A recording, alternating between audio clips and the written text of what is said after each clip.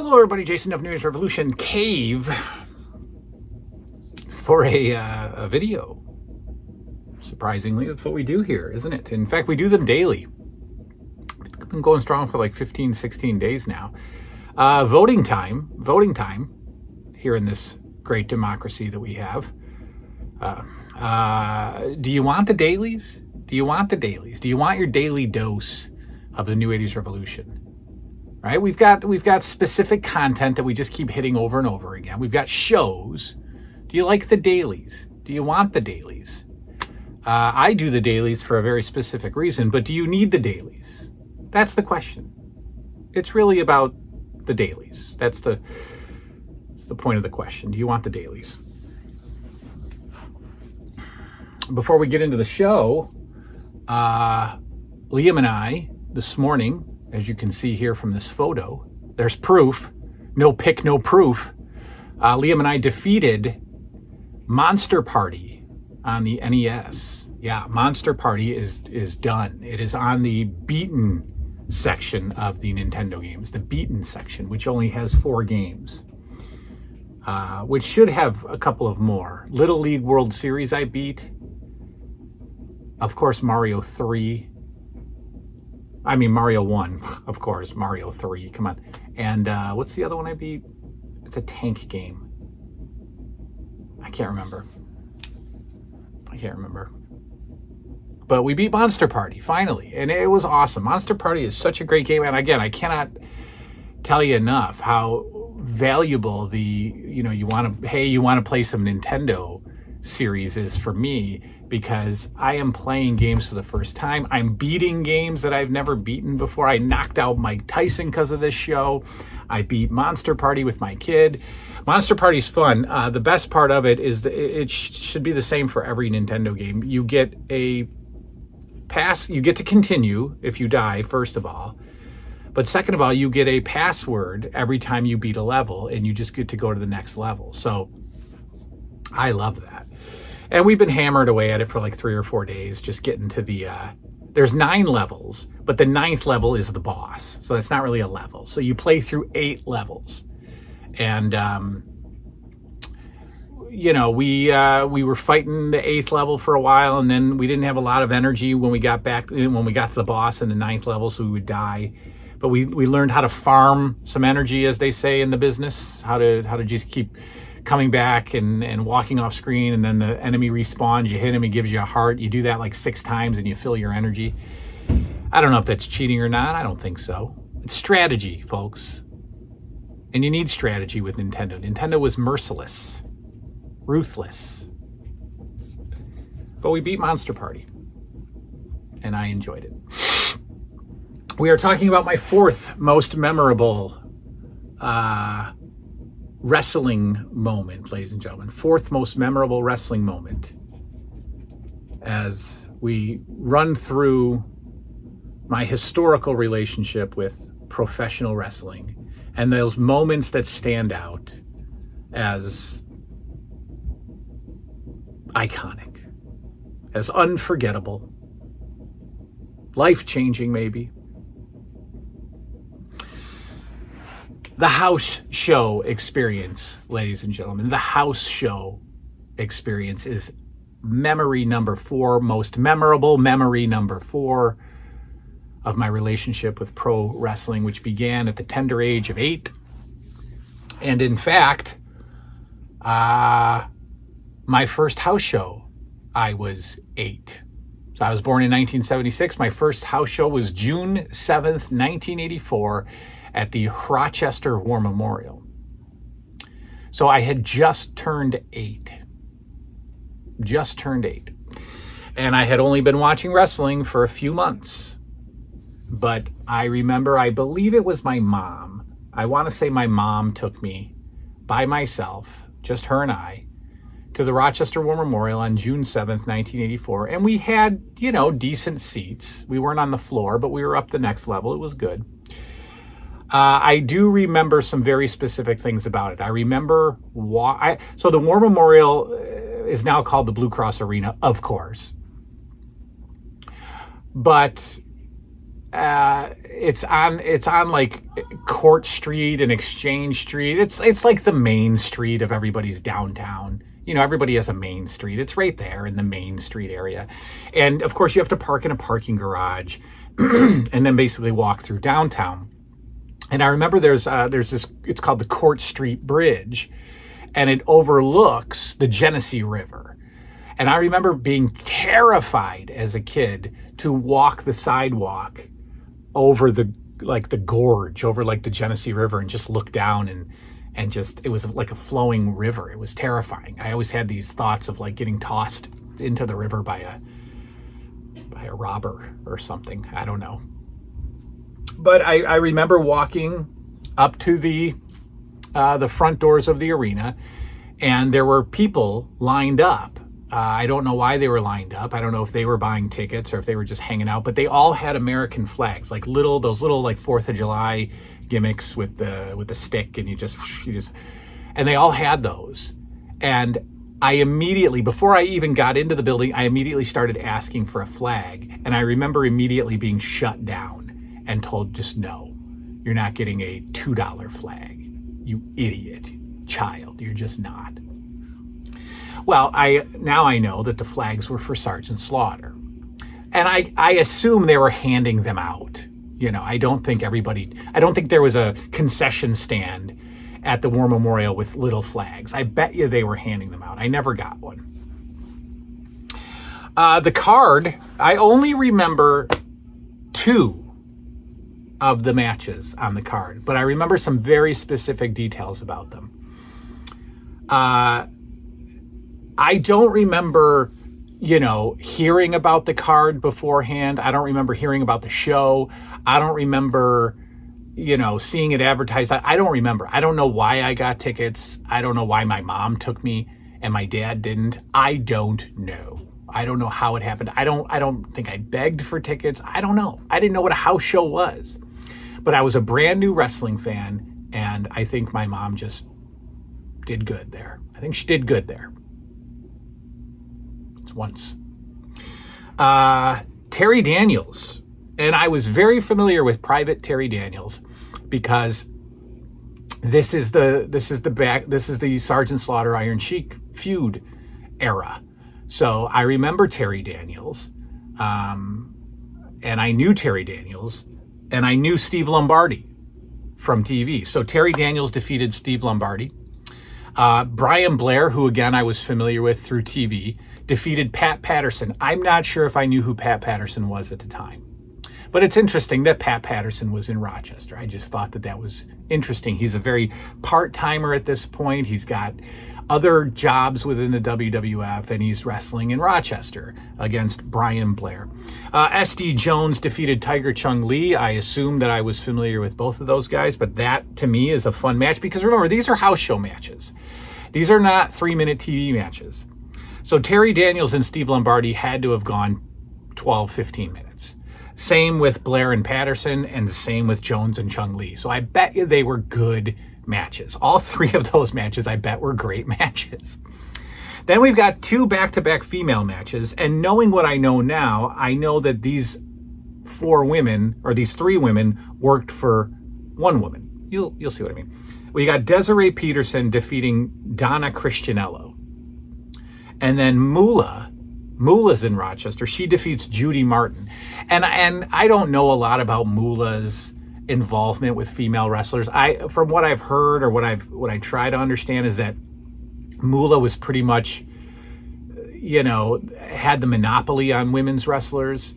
They all trained under her or traveled with her or lived with her or whatever. And I think she was their agent too. So I think she took percentages of their bookings. And I've heard awful things. I mean, I heard that she was horrible to work for. But here's, they used to call them Moolah's girls. So here I think is 3 of Moolah's girls all driving in together, wrestling in the same town together. Desiree Peterson, Donna Christianello, and Judy Martin, of course. And then Moolah, their boss, is there too. Interesting. Tito Santana, as the Intercontinental Champion, defeated Paul Orndorff by disqualification. Here's one match that I have memory of. Bob Backlund, on his way out of the WWF, went to a 20-minute draw with the Iron Sheik in a rematch from 1983, title loss. Bob Backlund, again, on his way out of the WWF, goes to a draw with the Iron Sheik. Now, what I remember about this match is the end of it. After the time limit draw, Iron Sheik got a chair, and Bob Backlund was in the corner, and the Iron Sheik went to hit Bob Backlund with the chair. Bob Backlund moved. Iron Sheik hit the turnbuckle, and the chair bounced back and hit Iron Sheik, and the crowd went absolutely bananas, including myself. Now, that is just suspended reality of its finest. Suspended reality. The chair hits the turnbuckle and comes back up into the Sheik's head. More believable if he had hit the rope with it, I guess, and the crowd went nuts. Would the crowd go nuts for something like that today? No, of course not. Finally, Sergeant Slaughter defeated Dr. D. David Schultz by countout.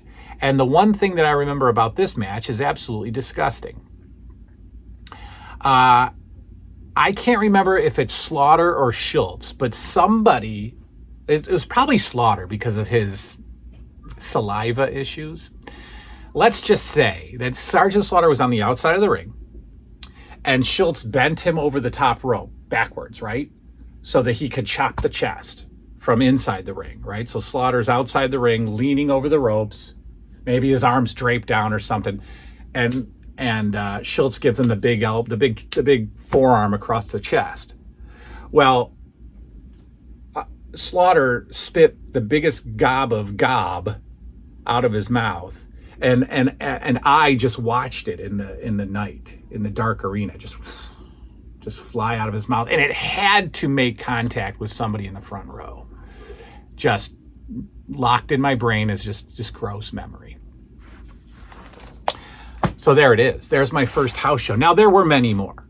I remember a house show that Adrian Adonis was on, and I made a sign that said, "Hey, Adrian, go home to your husband." And I was probably 10. This was 87, right? When he was doing the adorable thing. So I was 10. "Hey, Adrian, go home to your husband." What a rascal. I remember being extremely emotional and crying at a show in maybe 86 at 10. Well, no, I was 11 in 87 when I wrote the Adrian Adonis poster. But in 86, I went to a show, and my mom and some guy, her boyfriend at the time or whatever, bought floor seats, but they were like 6th row floor, and I could not see a thing. And by the end of the second match, we were up in the general admission, and I was crying because I was so upset that the floor was just a total waste of time and money for a little kid who cannot see anything because everybody's standing, and even when they're not standing, it's just, you can't see. Horrible. So we ended up in general admission, which are better seats, folks. Better seats, but I can't see that as a 10-year-old, so I cry. I got Leapin' Lanny Poffo's autograph at a War Memorial show. He was signing Frisbees after his match and chatting it up with some teenage girls. I did go to one show with childhood best friend Howie, and we each bought bandanas. He bought a Savage bandana, I bought a Hogan bandana, and we each got posters. I don't remember the matches. I remember, what the heck else? I know there's a couple memories. Okay, so here's some good ones. I went to a show, I forget the year, but it was Hogan and Akeem. Or no, it was Hogan and One Man Gang, sorry. Hogan and One Man Gang, and this is untelevised. I did go to a couple of television tapings, and they're long. They are long. But I did This was a non-televised event. Hogan versus Gang in the main event. Somebody jumps the rail, gets into the ring, and body slams One Man Gang. Okay? And we're all amazed. We're all like, what did we just see? Now, that person ended up being the Rochester Roadblock, who was a little bit of a wrestler. He was in WCW as Roadblock later on, and he did wrestle in, I think, like Joe Savoldi's IWCCW as the Rochester Roadblock, and he was from Rochester. And I don't know what the deal was. I don't know how they allowed him to do it. It was non-televised, but he got in the ring and body, and it wasn't just some shoot, jump in the rail, and no, it wasn't that. It was, you could tell that, One Man Gang did not resist the body slam. Obviously, you're not going to let somebody body slam you if you don't want to be body slammed. But the crowd just lost their minds for this guy, who was then carried out by security. But still, I don't know if he was getting a tryout with the WWF. I don't know, but I remember that. Another thing that I remember that never turned into anything, but I was sure as a kid that it would. It was Hogan versus Savage. It was untelevised. Elizabeth was with Savage. I definitely want to say it's pre. Well, it's definitely pre WrestleMania 5. It's pre Mega Powers Explode. I think, yeah, it's got to be. It's when Savage and Hogan started going around the circuit. Hogan versus Savage, untelevised. So no reason for this to happen. But Savage is outside the ring. Hogan's outside the ring. Savage goes for a chair. Is going to hit Hogan with the chair. Elizabeth stops the chair. She gets it from behind. Savage turns around, pointing at her. Elizabeth slaps him and walks off to the dressing room. And I'm blown away by that. And I'm swearing up and down for weeks, Elizabeth is going to turn good. Elizabeth is going to turn on Savage. Elizabeth is going to turn on Savage. Never happened. Never happened. So what was the deal with the house show? What was that? Was that just for the Rochester crowd? I mean, how cool? How cool. There is another story. I'll tell it another time. I've got to run it by my friend Brian Hardy. It does involve his dad, Barry Hardy, who worked with my grandfather in Rochester for a while. And, I don't know. I'll tell it. So Barry Hardy works with my dad, or with my grandpa. And we get tickets to go see, my friend and I I'm older now, I'm like 18. My friend and I get tickets to go see the show. And the main event is Bret Hart against Jerry Lawler in a cage. Okay, and we have front row seats. I kid you not, for the first time in my entire life, I got front row seats. Now, those didn't matter at all, because the deal was, Barry Hardy was going to get us backstage. And we went and sat in the family section, like back of the arena, corner of the arena, because we thought that would get us closer to Barry Hardy kind of ushering us back. And so we gave up our front row seats and went and sat in this dark corner of the arena by where the wrestlers came out, thinking that was smarter because he'd never be able to see us in the crowd. So we went in the corner and just completely gave up on the show, just waiting to get into the back. And he never came and got us. And my grandpa asked him the next day, and he said, they shut it down. They wouldn't let us do it. We couldn't do it. And I was crushed. I was devastated. Gave up front row seats. And I should have told Barry Hart. When I went to Baltimore to work with Brian, Barry Hardy was there, and we talked about my grandpa. He remembered my grandpa, and I should have said, what was the deal? What was the deal? We were supposed to go to the back. We couldn't get to the back. I had a poster book. Barry Hardy owes me front row seats. So there's the house show memories. Wrestling memory number 4. House shows, how special they were. I have gone to some as an adult. I've taken my kids to AEW. We've gone to see Raw. We've gone to see, just WWF live tour or whatever. And I've seen a lot of indie shows, a ton of indie shows, where they would bring in a special guest. You get the autograph, you get the Polaroid, you get in the ring. I've been in the ring with Kurt Angle, taking a picture with him, and Homicide and Hernandez, and all those guys, whoever was, that the local federation could afford to bring in, they would do photo shoots. I mean, there's so many, I couldn't even name them. And those were always a great time, because that was me and a friend of mine at the time. And we would just drink all night and just be toasted and just have such a good time at the show. And, by intermission, we're gone. We're hammered, and we're getting in the ring with, Brian Christopher and Scotty Too Hottie, and we're like taking pictures with them and doing cool poses, just drunk. Great times. All right, that's wrestling memory number 4, the house show experience. Thank you all very much. We'll see you next time.